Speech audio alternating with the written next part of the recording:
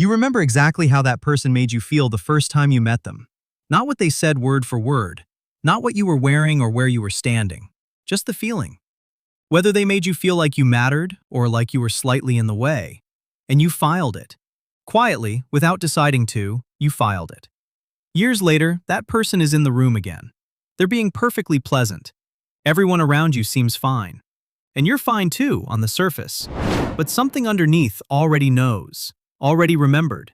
And it's affecting how close you let them get, without you ever consciously deciding that it would. If that's familiar to you, you're not holding grudges. You're not being unfair. Your memory is doing something very specific that most people's doesn't. And once you understand what it is, you'll stop calling it a flaw. Let's start with what's actually happening. Because people who remember how everyone treated them aren't remembering everything equally. They're not walking around with a photographic record of every interaction they've ever had. What they remember with unusual precision is the emotional register of an encounter, whether someone was warm or dismissive, whether they showed up or didn't, whether they made you feel seen or made you feel like you were performing for an audience that had already decided the show wasn't worth watching. Psychologists call this affective memory. The brain doesn't store experiences the way a computer stores files. It stores them in relation to how they made you feel. And the stronger the emotional charge of a moment, the deeper and more durably it gets encoded. This is why you can forget an entire conversation, but remember perfectly the moment someone looked at their phone while you were telling them something that mattered to you. The content dissolved. The feeling didn't. Now here's what makes some people's affective memory sharper than others. Research on what's called emotional sensitivity consistently finds that people who grew up in environments where reading other people was a survival skill, where knowing someone's mood before they walked through the door actually mattered, develop a kind of emotional attunement that most people simply don't have. They learned early that how people treat you is information. Reliable information. Often more reliable than what they say. So when someone is kind to you, your nervous system notices. When someone is dismissive, it notices that too. And it keeps the record because at some point in your history, that record kept you from being caught off guard. That record was protection. The thing is, protection doesn't announce itself when it's no longer necessary. It just keeps running. So now you're 28 or 43, and you're at a dinner party, and someone who was subtly unkind to you 3 years ago is being perfectly charming tonight. And the people around you are charmed. And some part of you is watching the charm with a file open in the background that says, "This person has a different setting, and I've seen it." You're not being paranoid.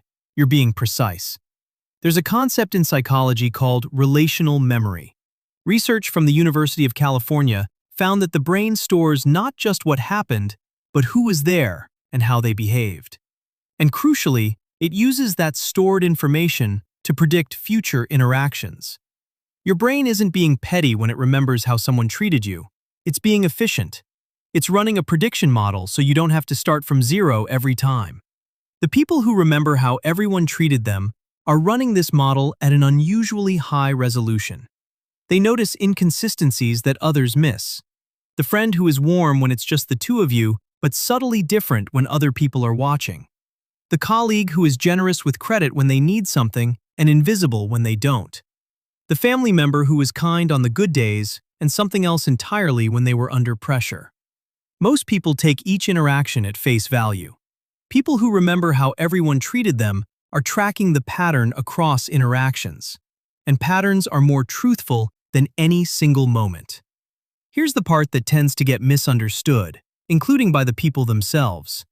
This kind of memory is not the same as an inability to forgive. Those are two completely different things. You can fully forgive someone, wish them well, genuinely release any bitterness, and still factor in what you know about them when you decide how much access to give them. Forgiveness is about what you carry. Trust is about what you've learned. And what you've learned about a person is allowed to inform how close you let them stand. The confusion happens because people often say, "Trust me, I've changed," or "That was a long time ago." And what they're actually asking is for you to act as if the information you have doesn't exist. As if the pattern you observed never happened. And you, being someone who genuinely wants to be fair, sometimes try to do that. You try to override what you know. And it works for a while, right up until the moment it doesn't. Right up until the moment the pattern shows up again, and you're standing there thinking you already knew this. Pause here for a second. Because this is the part most people who carry this kind of memory have never given themselves permission to say directly.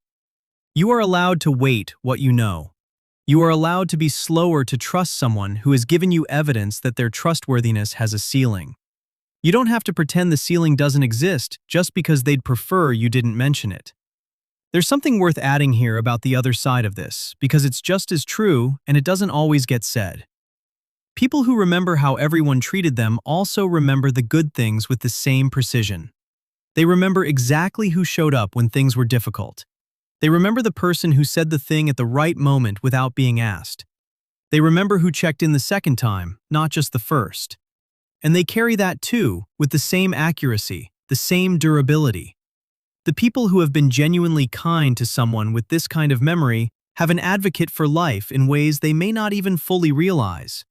Because kindness that was actually felt gets stored the same way the other kind does. Deeply, durably, without the person deciding to remember it. It's just there. This is why the relationships that do get through, the ones where the person has been consistently what they said they were, tend to be unusually solid. Not because the person with the long memory has low standards, because they have high ones, and someone met them repeatedly over time, and the record reflects it. Now here's the piece that's harder to talk about. Sometimes the sharpness of this memory creates a particular kind of loneliness.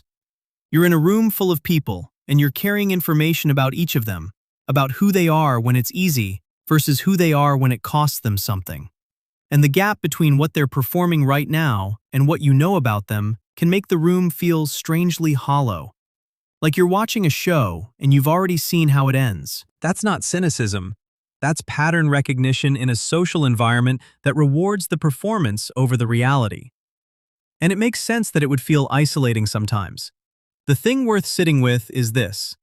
The memory that makes the room feel hollow is the same memory that makes your close relationships unusually deep. Because the people who made it past your record, who showed up consistently enough that the file on them says something different than the others, those people got let in a way that most people never experience.